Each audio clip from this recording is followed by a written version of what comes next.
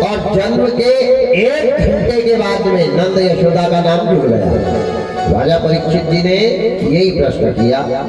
लीलाएं अनन्य हुई है। यहाँ पर सभी ग्वाल बाल आए हैं, गोपिकाएं आई हैं, शंकर भगवान पार्वती जी आए हैं नंद के द्वारे दर्शन करने के लिए। अनन्य लीला की है। पूतना को मारा है, अगासुर को मारा है, भगवासुर को मारा है, सकटभंजन को मारा है, गोलिया पीर को मारा है, सट्टासुर को मारा है। भगवान ने अनन्य लीलाएं की। गोवर्धन महाराज को धारण किए। कम शब्दों में बता रहा हूँ। मतलब आज एक से लेकर डायरेक्ट बीच के छोटे स्टेशन तक आया, क्योंकि समय और परिस्थिति को देखते हुए आदमी ने कार्य करना चाहिए। कथा तो 4 बजे तक भी चले तो कम ही है। सारी लीलाएं भगवान ने की। नाग लीला की। कालिया नाग कद्रू का बेटा है, इसका कल्याण किया। वेणु बजाई है, धेनु जलाए हैं, वेणु गीत गाए हैं, राज बिहारी ने राज रचाई है। इंद्र का मान मर्दन किया है, गोवर्धन का सम्मान करवाया है। महाप्रलय हुआ, उसका सामना किया। गिरिराज को धारण करके सभी ग्वाल वालों की रक्षा की। नंद यशोदा को बड़ा आनंद दिया। बलदाऊ भैया, मनसुखा, श्रीधामा, सुदामा, ये सारे साथ में रह रहे हैं। सुदामा एक यादव भी था, वो ब्राह्मण सुदामा वाली बात नहीं कर रहा हूँ। तो अनन्य भक्तों के साथ राज बिहारी ने बड़ी सुंदर सुंदर लीलाएं की। सारे ब्रज की गोपियों के साथ में नृत्य कर रहे हैं, माखन चोरी की लीला कर रहे हैं। अमला अर्जुन नाम के कुबेर के 2 पुत्र मणिगिरी और नलकुबर का कल्याण किया है।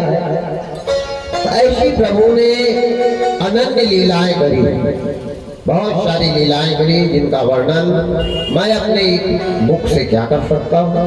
आखिरी कथा है। परीक्षित जी ने पूछा, कृष्ण भगवान बेटे हैं वसुदेव देवकी के, नंद यशोदा को क्यों सुख दिया? सुखदेव जी ने कम शब्दों में बड़ा उत्तर दे दिया कि कर्म प्रधान विश्व रचि राखा, जो जस करेशो तब फल जाता। बाबा, ये नंद यशोदा ने कौन सा ऐसा पुण्य किया? आप कह रहे हैं कि जो जस कर रही, तो इनने ऐसा क्या अच्छा कर दिया? नंद कोई व्यक्ति का नाम नहीं है, नंद कोई यादव का नाम नहीं है, नंद एक पद है। मैंने रात को आपको बताया, 9 लाख गाय के पालने वाले मालिक को नंद की पदवी मिलती है। अब नंद कौन है ये भागवत में भी नहीं दिया है। तो नंद पूर्वी जन्म का कौन है, जो इस जन्म में नंद बन के आए और भगवान कन्हैया ने इनको इतना सुख दिया, आनंद दिया।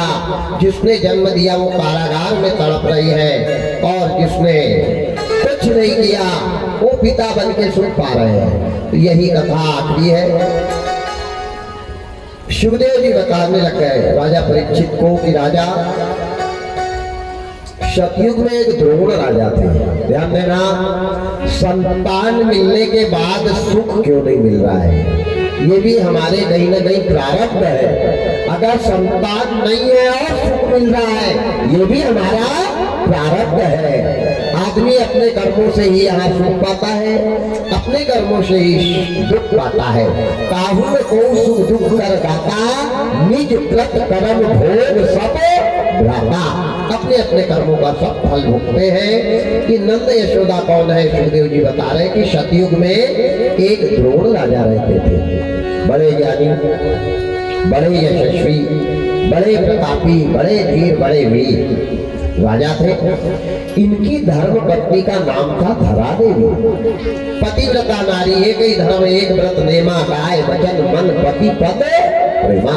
पति की सेवा करना इनका परम कर्तव्य था। ये दोनों का जीवन बड़े अच्छे से चला। अच्छा, दोनों नाम के राजा थे, कहने के लिए राजा थे। 1 एकड़ जमीन नहीं, मकान निजी रहने के लिए नहीं, दुकान नहीं, व्यापार नहीं।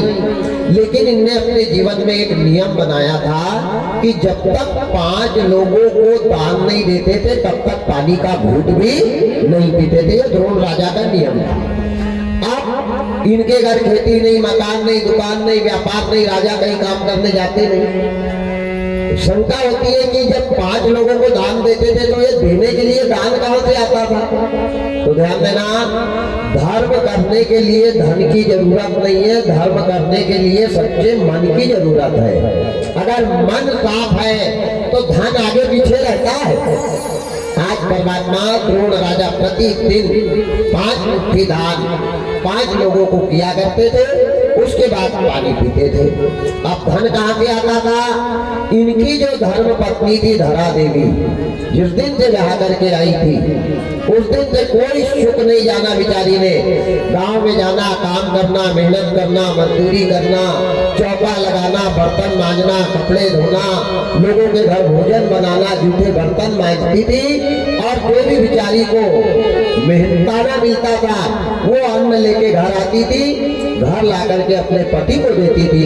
उसमें से पति 5 लोगों को दान करता था और वो बच जाता था, जो बच जाता था उसको भोजन बना के दोनों पति पत्नी खाते थे।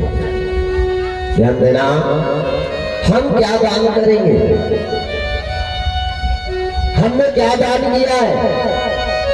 और हमने अपने जीवन में जो भी दान किया वो दान है ही नहीं। दान की परिभाषा क्या है? दान किया था हरिश्चंद्र ने, दान किया था दधीची ऋषि ने, दान किया था शिवी राजा ने। क्या दान किया? दान किया था मोरक ध्वज ने। हमने क्या दिया? हमने दिया इतना, बताया इतना है। 8 हाथ कपड़ी भी साथ, कपड़ी के बाहर भी जा। वाले परमात्मा, ये दान नहीं है। दानी के बटवे की क्षमता भरती झोली भिकमंगे की, और इच्छा तो है कि पहुंच जाए सूरज के पास पतंगे की। पतंगा भी सूरज को छूना चाहता है। हमारे परमात्मा, ये दान है। दान करने के लिए धन नहीं, सच्चा मन होना चाहिए। आज धन है पर मन नहीं है। इसी प्रकार द्रोण राजा का जीवन चलता रहा। 15 साल की उम्र से लगा के राजा की उम्र हो गई 95 साल और रानी की उम्र हो गई 90 साल। 90 साल की बूढ़ी माता धरा देवी, 95 साल के बूढ़े हो गए कौन? द्रोण राजा। एक दिन ऐसा नहीं गया जिस दिन इनने दान नहीं दिया हो। एक दिन धीरे धीरे धीरे नारद जी ने देखा कि द्रोण राजा का पुण्य पुरबला हो रहा है। इसका पुण्य पुरबला हो गया, पुण्य की परिकाष्ठा बढ़ गई, तो ये मरेगा तो इसका हो जाएगा प्रमोशन, इसको मिल जाएगी इंद्र की कुर्सी और इंद्र का हो जाएगा डिमोशन। भाई नर कर्मी करे तो नारायण हो। यहाँ आदमी अच्छा कर्म करके ऊपर कोई नारायण बनेगा, कोई शंकर बनेगा, कोई ब्रह्मा बनेगा, कोई इंद्र बनेगा। यहीं से तो जाते हैं वहां, जिनका यहाँ से प्रमोशन हुआ वो वहां गया और उनका डिमोशन हुआ वो यहाँ आए। यही माया का चक्र है।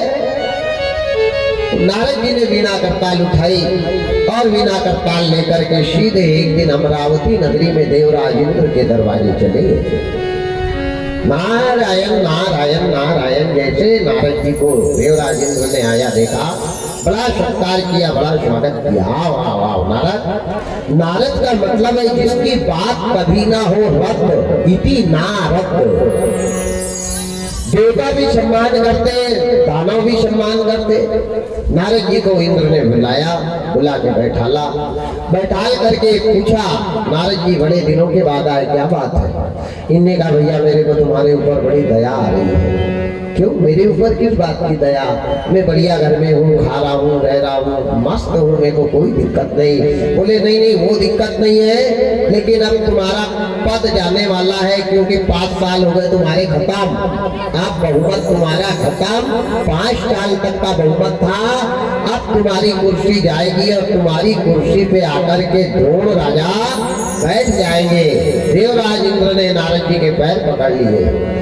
पैर पकड़ के कहा, नारद जी चाहे जो भी करना पड़े, शाम दाम दंड भेद, मेरे को जो करना पड़े मैं करने के लिए तैयार हूँ, पर मेरी कुर्सी पर जाने देना। एक बार जिसको कुर्सी मिल जाए वो कुर्सी छोड़ सकता है क्या? अरे राम राम राम जाए घर मिल जाए, वो भिड़ा रहेगा कुर्सी के पीछे। जो खाए बौराए और जो पाए बौराए। कनक कनक पे 100 गुनी मादक का अधिकार। ये पद ऐसी चीज है, एक बार पाने के बाद डबल पे छोड़ने की कोशिश आदमी की नहीं रहती। तो देवराज इंद्र ने नारद जी से कहा, नारद चाहे कुछ भी हो, मेरी कुर्सी नहीं जाना चाहिए और तू जो बोलेगा वो मैं करूंगा। इनने कहा करोगे पक्का? बोले बिल्कुल करूंगा, सिर्फ कुर्सी बचना चाहिए। इनने कहा एक काम करो, तुम जाओ विष्णु भगवान के पास और विष्णु भगवान के पास जाकर के कहना कि भगवान मृत्यु लोक पे एक द्रोण राजा भक्ति का दिखावा कर रहा है। वो भक्ति नहीं करता, बगुला भगत है, दिखावा कर रहा है, और भगवान को उसकी परीक्षा लेने भेजो। पर नारद जी ने कहा भगवान को भेजना कब? पहले द्रोण राजा की पत्नी को बीमार करवा देना, क्योंकि अन्न कमा के वो लाती है, मेहनत करने वो जाती है, मजदूरी करने वो जाती है।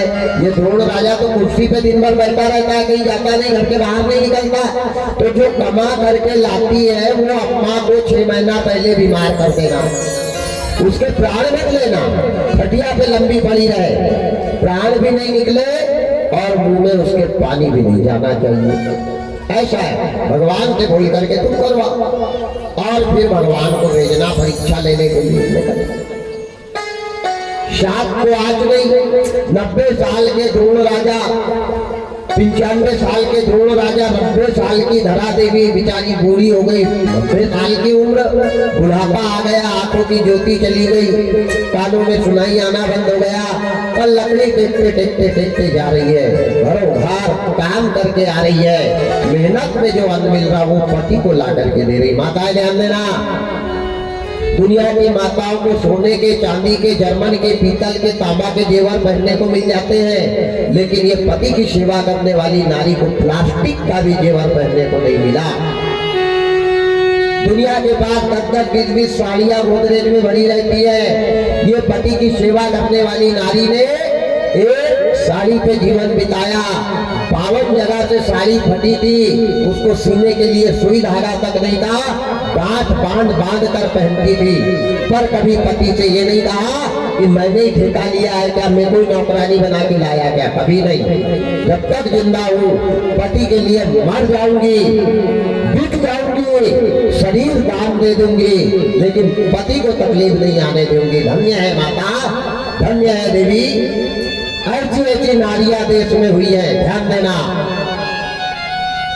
आज परमात्मा विष्णु भगवान के पास देवराज इंद्र चले गए और जाकर के देवराज इंद्र ने नारायण से कहा, भगवान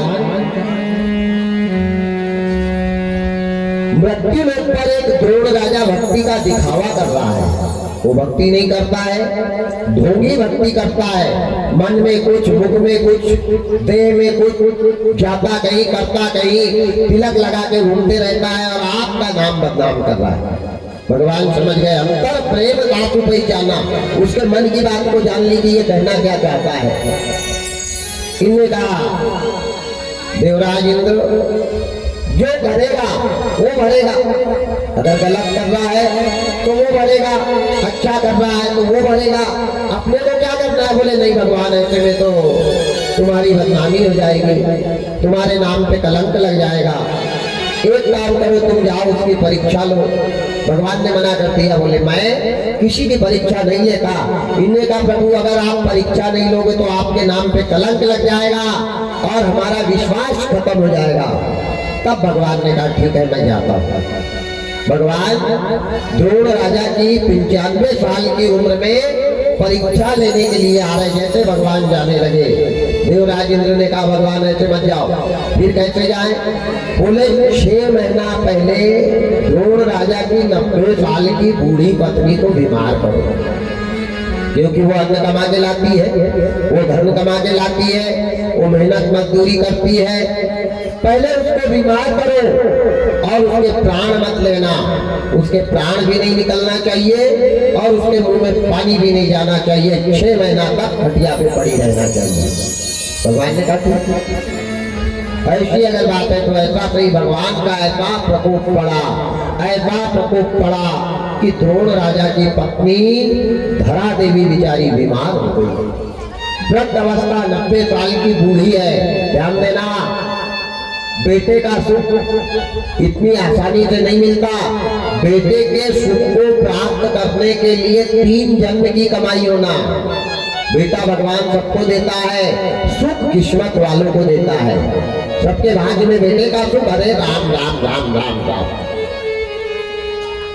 वारे तकदीर, वारे किस्मत, वारे समय के 84।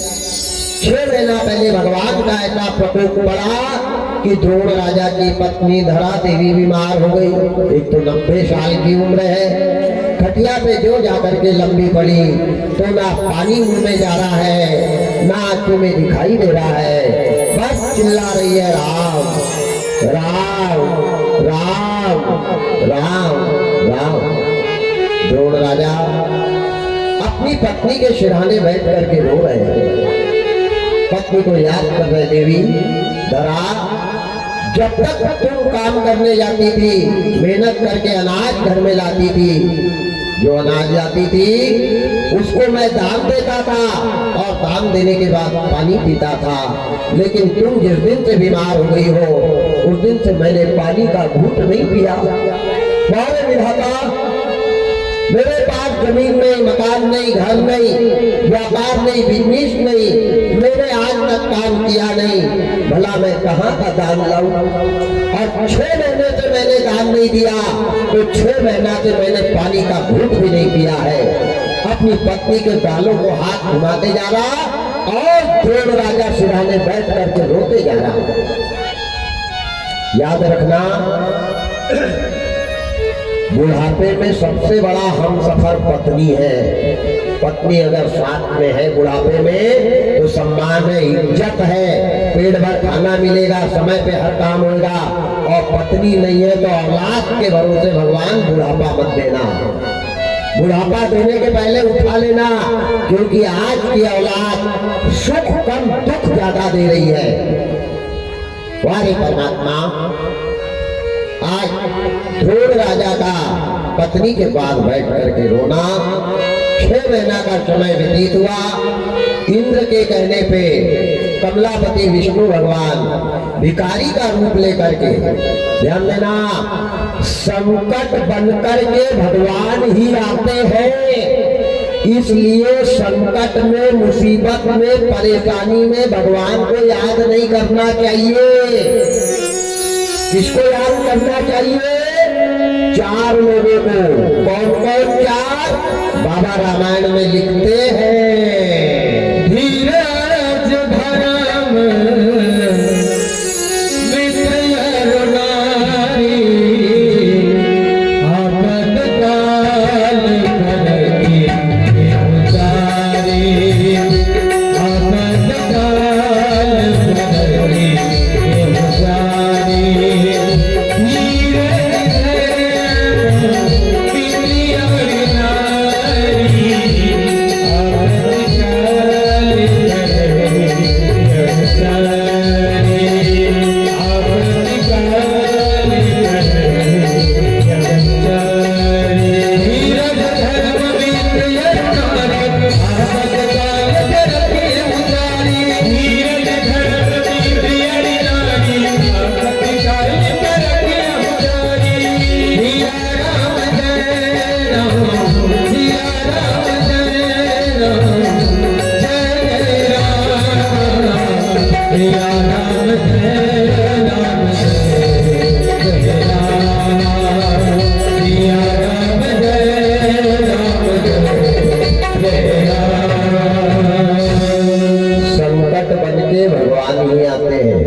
बलि के यहाँ संकट बन के भगवान गए, मूरत ध्वज के यहाँ संकट बन के भगवान गए, और आज द्रोण राजा के घर संकट बन के भगवान गए। अब बताओ, जब भगवान ही संकट बन के आता है तो हम कहाँ के भगवान के पास जाएं? अब तो संकट में भगवान को याद नहीं करना चाहिए। भगवान को कब याद करना चाहिए?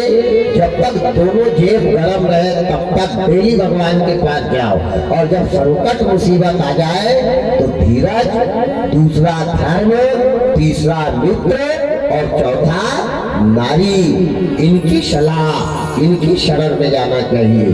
वारे परमात्मा, आज भगवान ने भिखारी का रूप लिया और भिखारी का रूप लेकर के द्रोण राजा के दरवाजे दंड कमंडल लेकर के भगवान आवाज लगा रहे हैं, राजा, ओ राजा, राजा भिक्षाम देहि, राजा भिक्षाम देहि। तेरे द्वार खड़ा भगवान भगत भर दे झोली, भगत भर दे झोली। तेरे द्वार खड़ा भगवान भर दे झोली। तेरा होगा बड़ा एहसान के युग पे ही रहेगी इंसान, भगत भर दे झोली, भगत भर दे झोली। आधे द्वार खड़ा भगवान भर दे झोली, भगत भर दे झोली।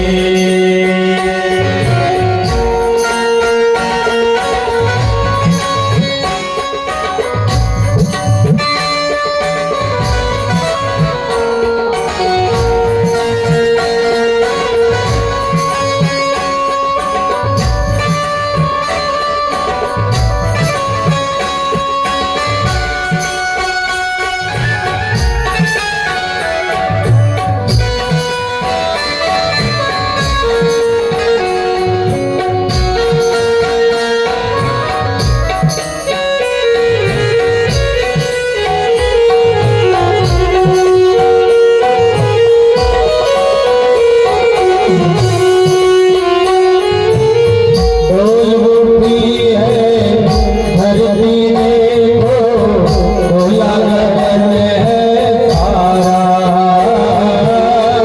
डोल उठी है धरती देखो, डोला गगन है सारा। भीख मांगने आया तेरे घर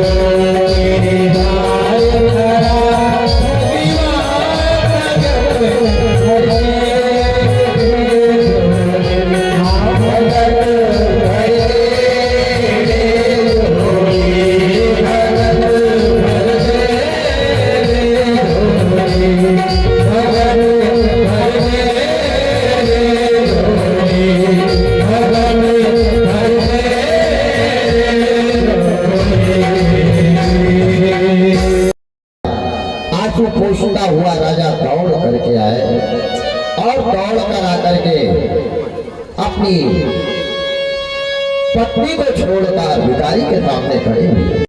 इतनी बड़ी मुसीबत, 6 महीना का भूखा, 6 महीना से 90 साल की पत्नी बीमार घर में पड़ी, घर में एक अनाज का दाना नहीं। जैसे भिखारी को देखा, इन्हें कहा बाबा सेवक आपके सामने है, बताओ क्या सेवा करो। उसको चालू मत करो, यहाँ ज्यादा धुआ होगा। चालू हो बंद करो।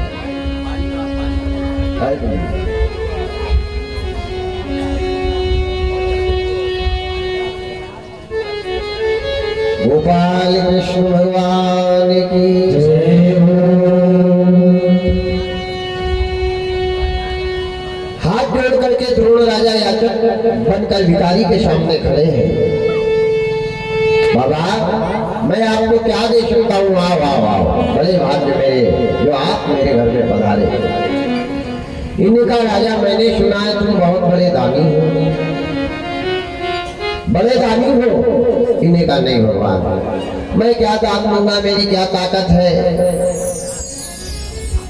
मैंने जो दिया यही दिया, यही का लिया यही दिया, मेरा क्या था।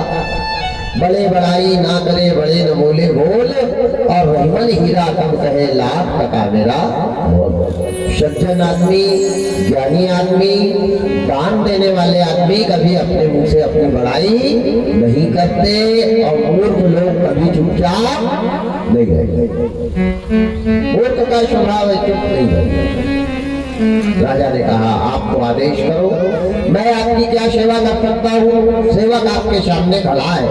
इन्हें कहा नहीं राजा, क्या मालूम कि मैं जो मांगू तुम दोगे कि नहीं। इन्हें कहा आप आदेश करो, आर्डर करो, मैं करने के लिए तैयार हूँ। इन्हें कहा राजा पहले हाथ में गंगा जल की सौगंध खा के कहे कि मैं जो मांगूंगा वो तू देगा।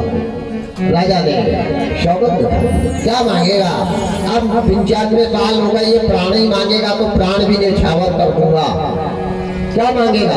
कुछ है ही नहीं घर में तो क्या मांगेगा। इन्हें कहा राजा ने गंगा जल लिया, सौगंध खाई, सौगंध खा करके कहा मांग मांग अब ही दे तो ही, जो मांगो मैं दूंगा। इन्हें कहा राजा मैं 6 महीना से भूखा हूँ और मेरे को एक मुट्ठी अनाज चाहिए। जैसे अनाज मांगा राजा की आत्मा हिल गई। राजा ने कहा भगवान अगर भिखारी को अनाज देता हूँ तो घर में अनाज नहीं है, घर में अनाज नहीं है, क्योंकि 6 महीना से मेरी पत्नी बीमार है, 6 महीना से अनाज घर में नहीं आया, 6 महीना से मैंने दान नहीं दिया, और आज भिखारी आकर के एक मुट्ठी अनाज मांग रहा है। दान देता हूँ तो घर में अनाज नहीं है, और नहीं देता हूँ तो जिंदगी भर का कमाया हुआ पुण्य मेरा चला जाएगा। धर्म और संकट में फंस गए राजा, लेकिन इन्हें धैर्य हरण किया, घबराए नहीं, मना नहीं किया। बोले बाबा आप बैठो, मैं जरा मेरे यहाँ भाई से सलाह कर लूँ। और भाई तो 6 महीना के घटिया से पड़ी है, उससे क्या सलाह, वो बातें ही नहीं कर रही, जिसके मुंह में पानी नहीं जा रहा। लेकिन भाव देखो कितने अच्छे हैं कि भिखारी चला ना जाए। भिखारी ने कहा ठीक है राजा तुम बात कर लो, जो करना है कर लो, मैं आज दिन भर की छुट्टी लेकर के आया हूँ, शाम तक देना कोई दिक्कत नहीं है। अंदर गए द्रोण राजा और जाकर के अपनी पत्नी के सिरहाने बैठ करके रोने लग गए। देवी आज दरवाजे पर भिखारी आया है, जब तक तुम अनाज लाती रही तब तक मैं दान देता रहा, और आज जिस दिन से तुम बीमार हो उस दिन से अनाज का एक दाना नहीं आया। अगर भिखारी को दान देता हूँ तो घर में अन्न नहीं है, और नहीं देता हूँ तो मेरा धर्म जीवन भर का चला जाएगा। ध्यान देना, जिनके दरवाजे पे से भिखारी खाली जाता है उनके पुण्य का नाश होता है, वो पुण्य भिखारी को मिल जाता है। इसलिए भिखारी को कभी दरवाजे से खाली नहीं जाने देना चाहिए। राजा ने सोचा देता हूँ तो अन्न नहीं, नहीं देता हूँ तो मेरा धर्म चला जाएगा। जोर जोर से रोने लगे। जैसे राजा के गरम गरम आंसू आंखों से निकले तो धरा देवी के बूढ़ी अम्मा के चेहरे पर वो गरम आंसू गिरने लग गए। जैसे गरम गरम आंसू चेहरे पर लगे रानी को लगे, अचानक 6 महीना की बीमार 90 साल की बूढ़ी अम्मा उठ कर के बैठ गई, और जैसे बैठी है अपने पति को गले से लगा लिया, कहा प्राणनाथ मेरे होते हुए क्यों रो रहे हो, क्या संकट है, क्या तकलीफ है, क्या दुख है, बताओ। द्रोण राजा ने पूरी व्यथा बताई अपनी। रानी, दरवाजे पे एक भिखारी आया है और तुम 6 महीना से बीमार हो, 90 साल की तुम्हारी उम्र हो गई, घर में अनाज नहीं। इनने कहा आप चिंता मत करो, बुरे वक्त पे पति का साथ जो पत्नी ना छोड़े वो अर्धांगिनी है, ध्यान देना। बुरा वक्त था, 6 महीना की बीमार है, 90 साल की उम्र है। पति से कहा स्वामी आप चिंता मत करो, मैं गांव में जाऊंगी और गांव में जाकर के भीख मांग करके लाकर देऊंगी, वो तुमने दान करना। ध्यान देना, इसको कहते हैं दान, कि लोगों ने दूसरे के घर से भीख मांग के लाया पर दान दिया। और यहाँ बोरा हूँ चूहे ने खाए, लेकिन दुर्गा जी बैठाने वाले को 5 किलो गेहूं नहीं दिया हमने, हम भी 1 नंबर के दानी है। वाह रे परमात्मा। लेकिन याद रखना प्यारे, धर्म से धर्म को पीठ बताई है, और धर्म जिस दिन पीठ बताएगा ना, उस दिन दुनिया का कोई तेरे को बचा नहीं पाएगा। बारे परमात्मा। रानी ने कहा तुम जाकर के वो भिखारी को बात में लगाओ, मैं पीछे के दरवाजे से जाऊंगी। रानी को चक्कर आ रहे हैं, कभी गिर जा रही है, 6 महीना के जिसने पानी नहीं पिया, 6 महीना की बीमार, 90 साल की उम्र। और कोई पत्नी रहती तो किसी के घर जाकर के पहले गिलास भर पानी पीकर मांग लेती, मांग कर पी लेती। लेकिन रानी ने सोचा भगवान मैं अगर पानी पीती हूँ तो मेरा पतिव्रत धर्म चला जाएगा, क्योंकि मेरे पति ने 6 महीना से पानी नहीं पिया है। प्यासी गांव भर घूम रही है।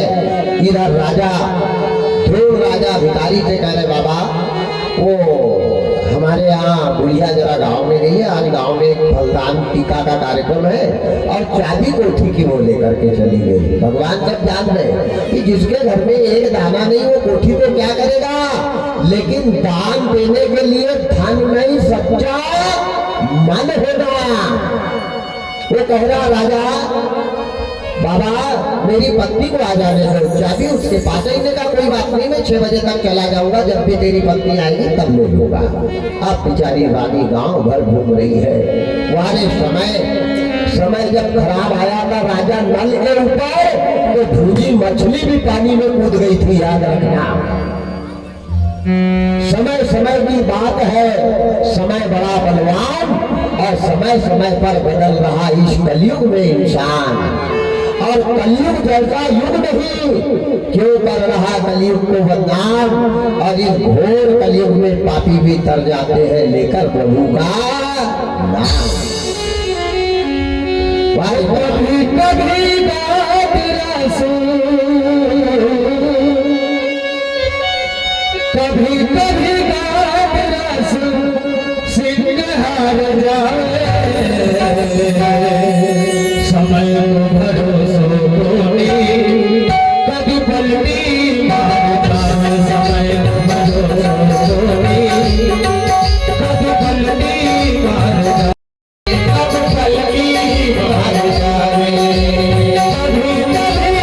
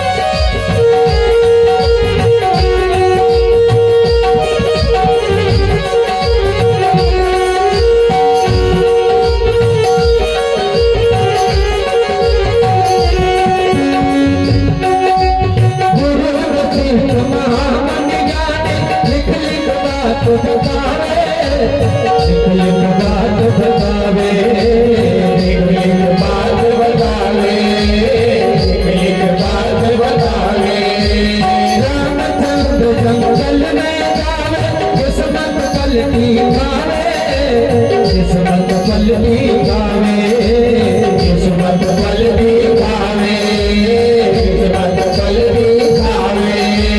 राजा दशरथ प्राण त्याग दे, राजा दशरथ प्राण त्याग दे, हाथ लगा नहीं पावे, समय को भरोसा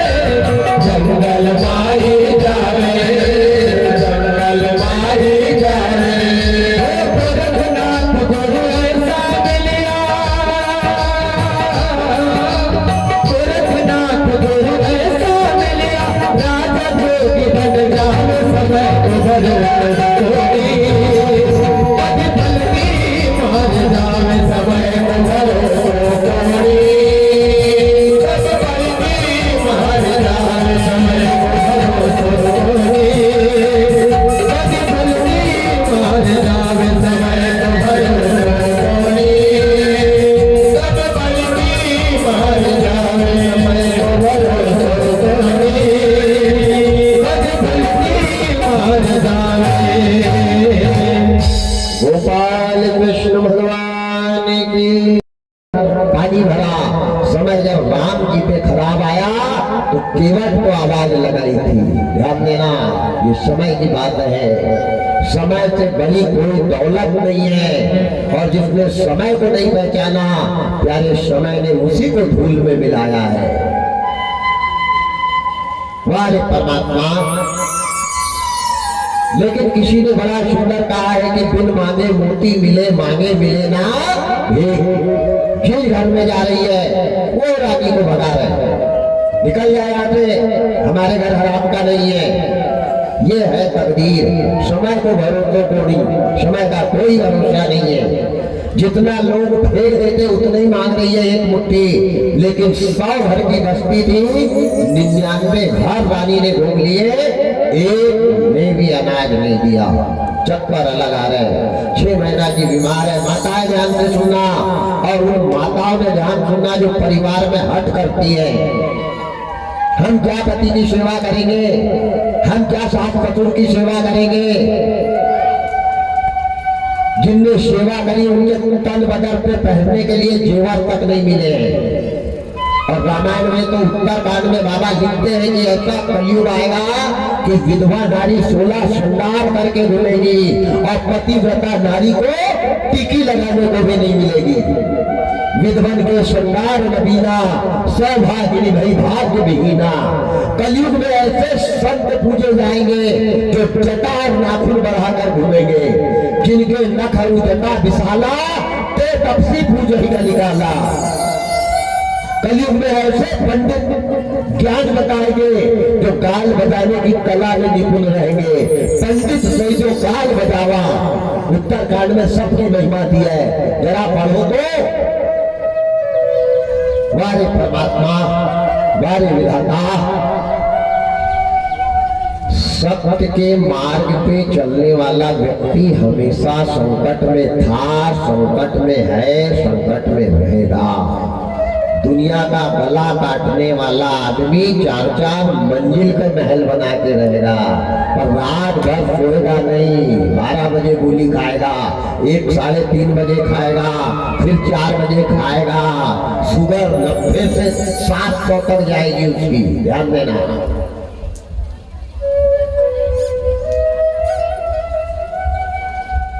जहां सत्य है, जहां धर्म है, जहां न्याय है, वहीं अधर्म बैठा है, वहीं अधर्म बैठा है। और जितने ने भी सत्य पे चले हैं उनने लात ही खाया है। सत्य पे प्रहलाद चलते थे, हिरण्याकश्यप की लात खाई। सत्य पे विभीषण चलते थे, रावण की लात खाई। सत्य पे सुग्रीव चलता था, बाली की लात खाई। सत्य पे ध्रुव चलता था, उत्तान पात की लात खाई। सत्य पे मीरा चलती थी, ससुराल वालों ने जहर पिला डाला।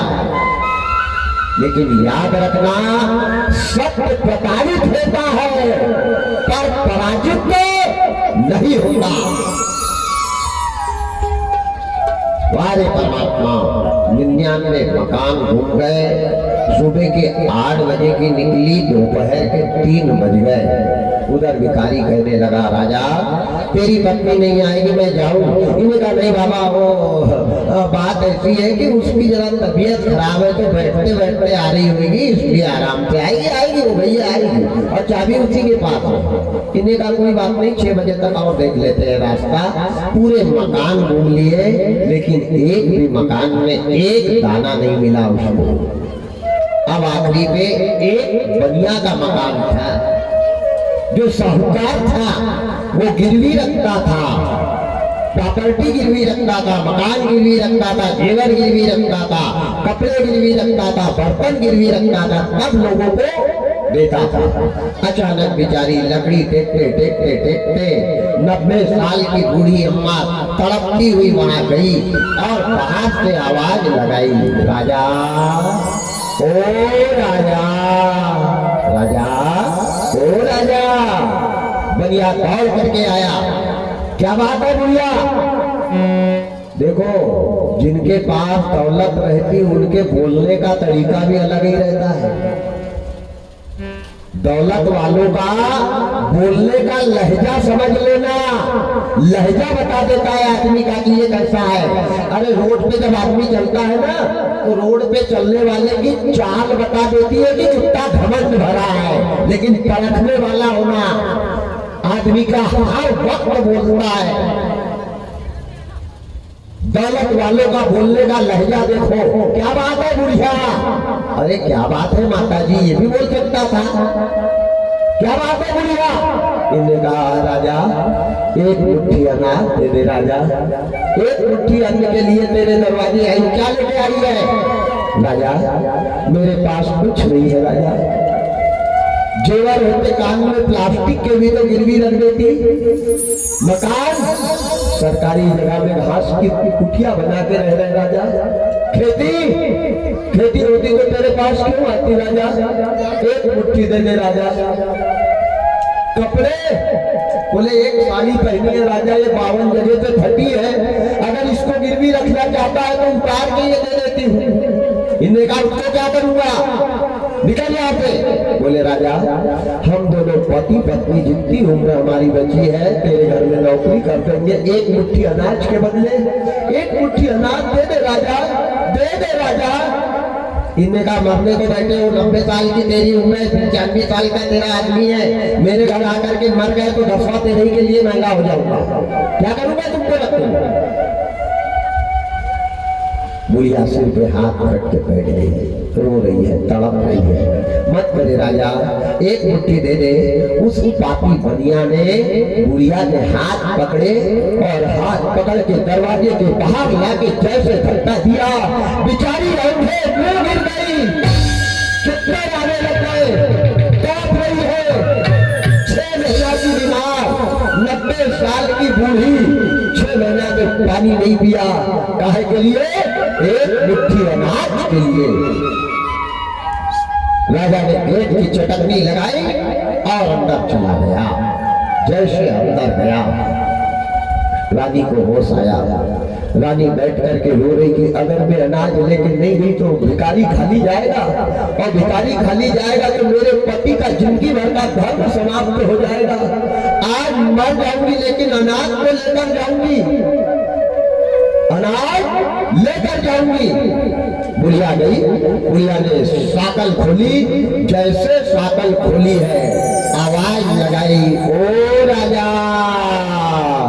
बनिया गुस्से से आया, बोले तेरे समझ में बुढ़िया नहीं आ रहा, बोले कुछ भी समझ में नहीं आ रहा राजा, जाती हूँ तो अनाज नहीं है, नहीं जाती तो पति का क्या होगा, कुछ समझ में नहीं आ रहा। उस पापी बनिया ने विचार किया और विचार करके बुढ़िया से कहा, तेरे पास एक सामान है, गिरवी रखेगी। रानी चिंता में पड़ गई कि भगवान मेरे पास क्या सामान है, मेरे पास तो कुछ भी नहीं है, ये ना जाने क्या मांग लेगा, क्या दूंगी इसको। इन्हें कहा राजा मेरे पास कोई सामान नहीं है। इन्हें कहा है एक सामान, पहले बता देगी। रानी ने कहा ठीक अगर है तो दे दूंगी, तू जो मांगेगा दे दूंगी, पक्का बिल्कुल दे दूंगी राजा। काय के बदले, एक मुट्ठी अनाज के बदले। राजा ने उस बुढ़ापे में बूढ़ी अम्मा को गंगा जल की कसम खिलवाई, सौगंध खाली रानी ने कि जो तेरी इच्छा हो मांग लेना मैं दे दूंगी, पर एक मुट्ठी अनाज दे दे। राजा अंदर गया, बनिया ने अंदर से एक तराजू लाया और तराजू लाकर बूढ़ी के सामने खड़ा कर दिया।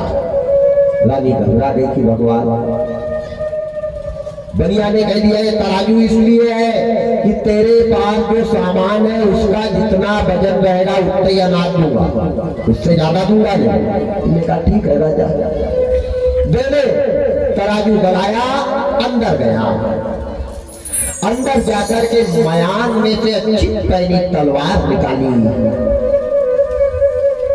90 साल की बूढ़ी, 6 महीना की बीमार, तड़प रही है, चिल्ला रही है, रुदन कर रही है, भगवान से प्रार्थना कर रही है। पापी बनिया अंदर गया, मयान में से तलवार निकाली और लाके रानी के हाथ में पकड़ा दिया।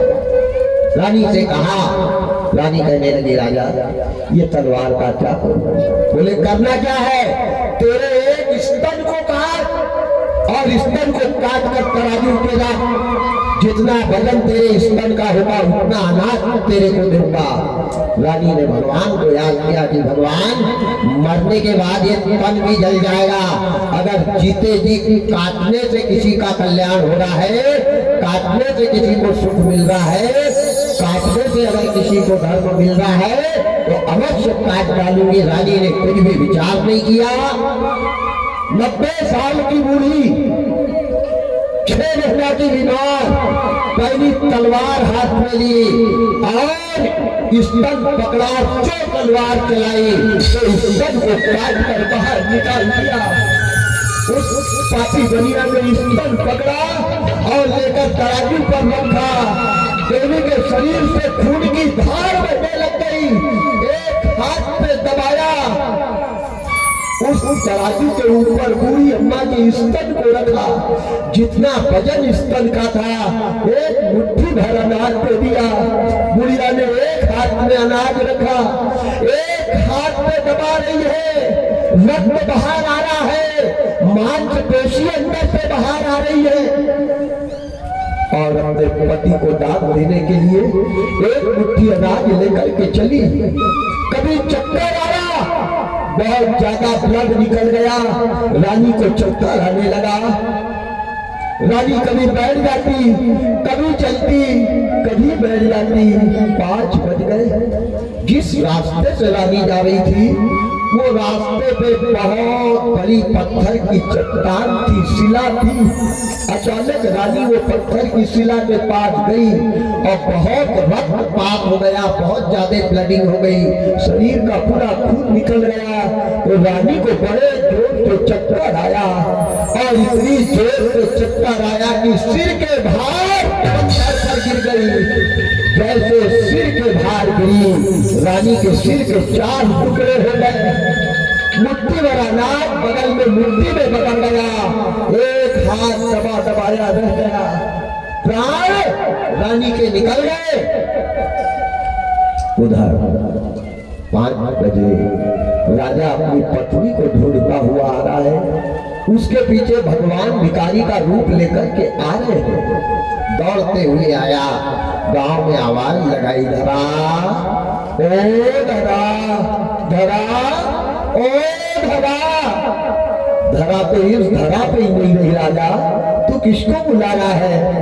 पूरे गांव में आवाज लगाई, लेकिन किसी ने धरा का पता नहीं बताया। धरा कहाँ गई नहीं बताया।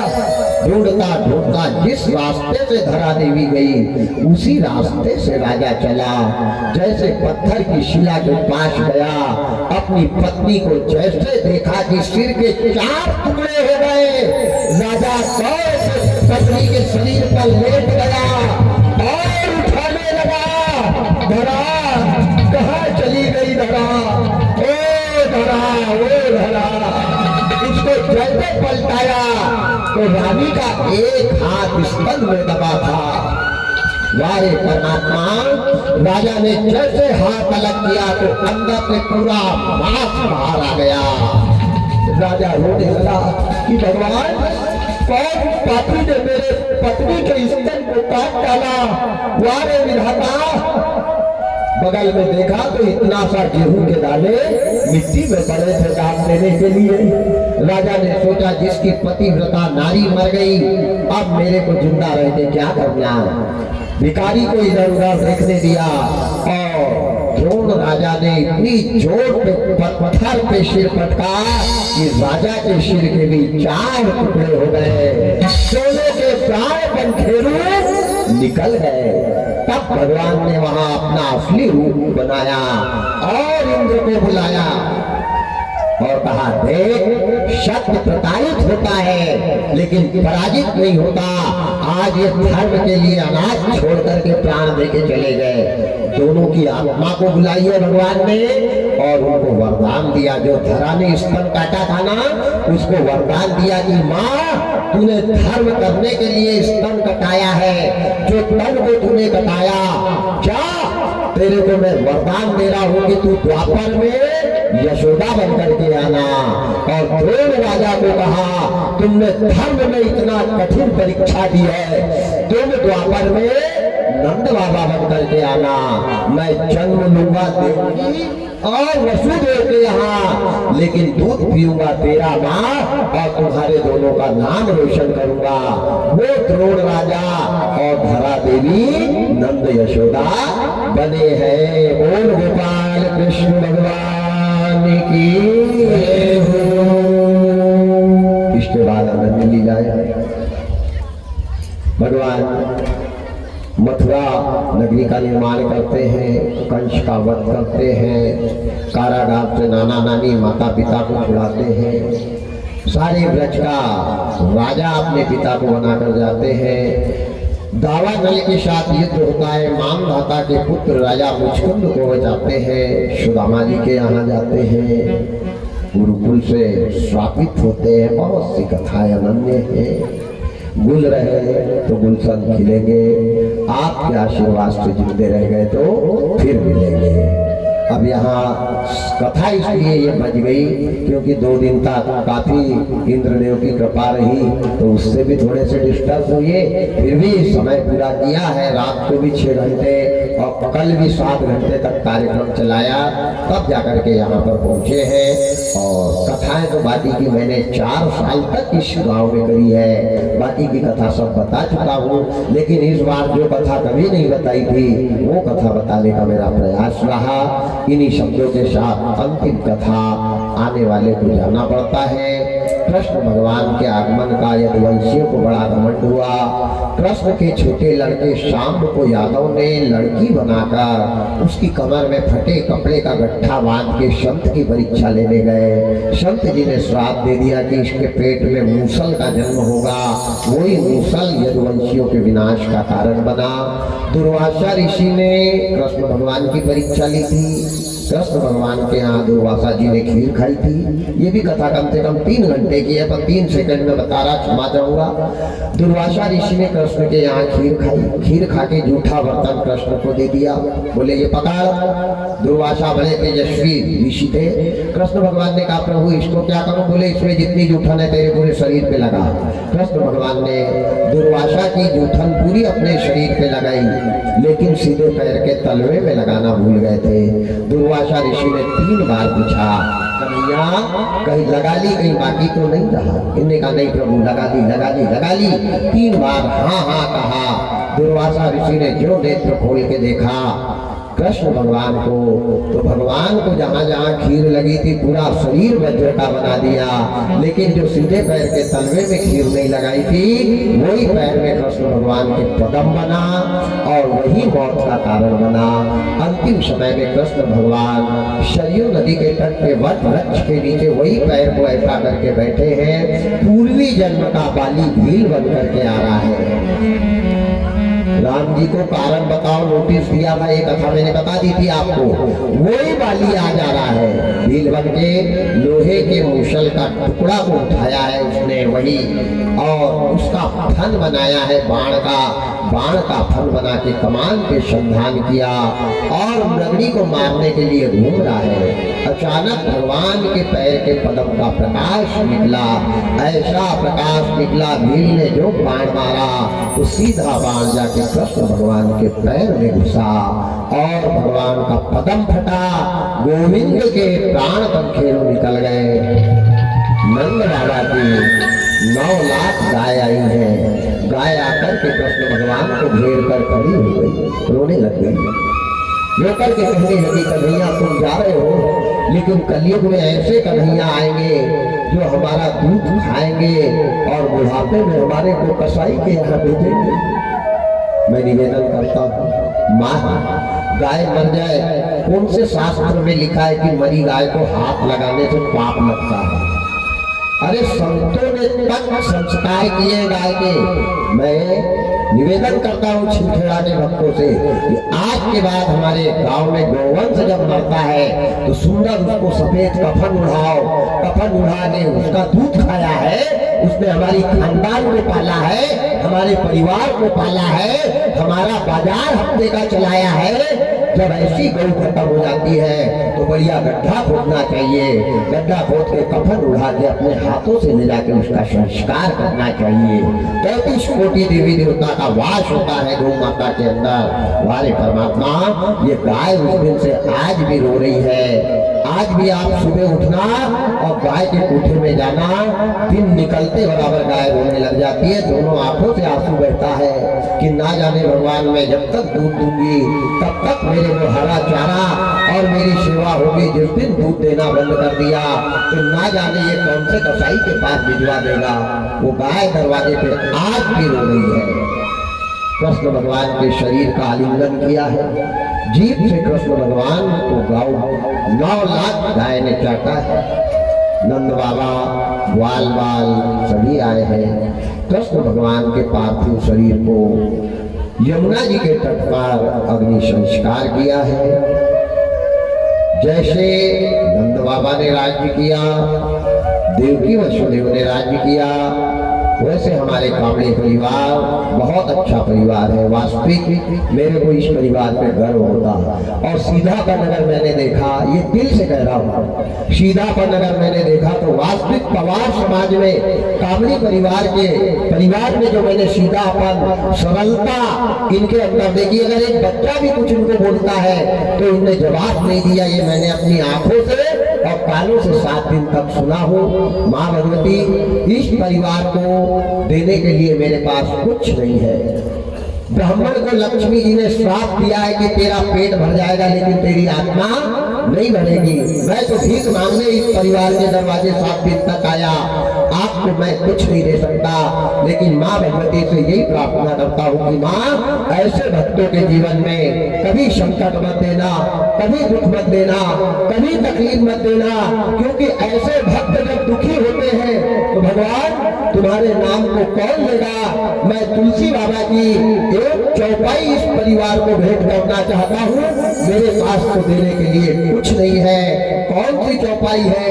वो तुलसीदास जी बाबा ने रामचरितमानस में लिखी है।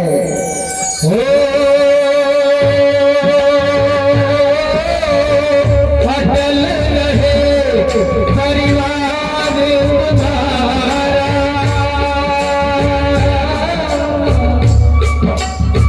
जब लगे जमुने जलधारा, सिया राम जय जय राम, सिया राम जय जय राम।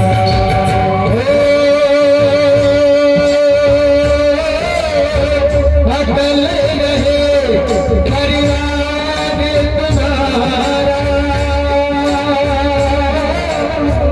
जब लगे जमुने जलधारा, सिया राम जय जय राम, सिया राम जय जय राम। जब तक गंगा मैया की ख्याति रहे, धर्म का प्रचार रहे, तब तक ये परिवार की रक्षा गंगा मैया करती रहे।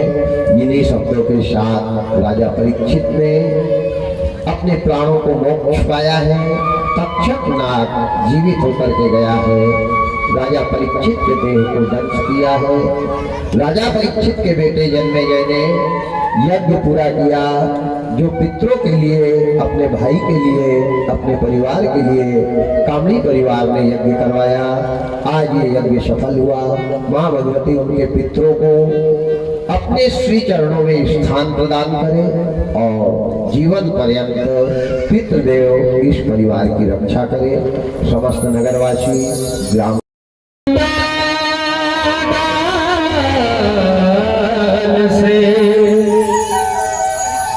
और ले गई पवन उड़ा,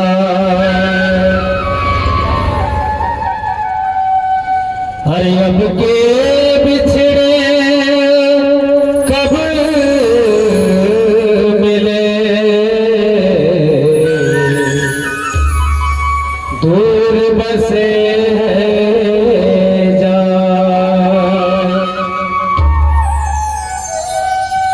हम परदेसी दूर में, और भले पराए देश, भूल चूक कर क्षमा तुम भेजा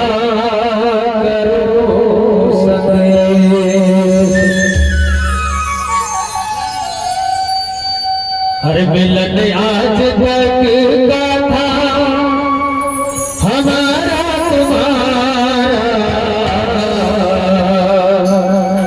मिलन आज तक का था हमारा तुम्हारा, रही जिंदगी तो मिले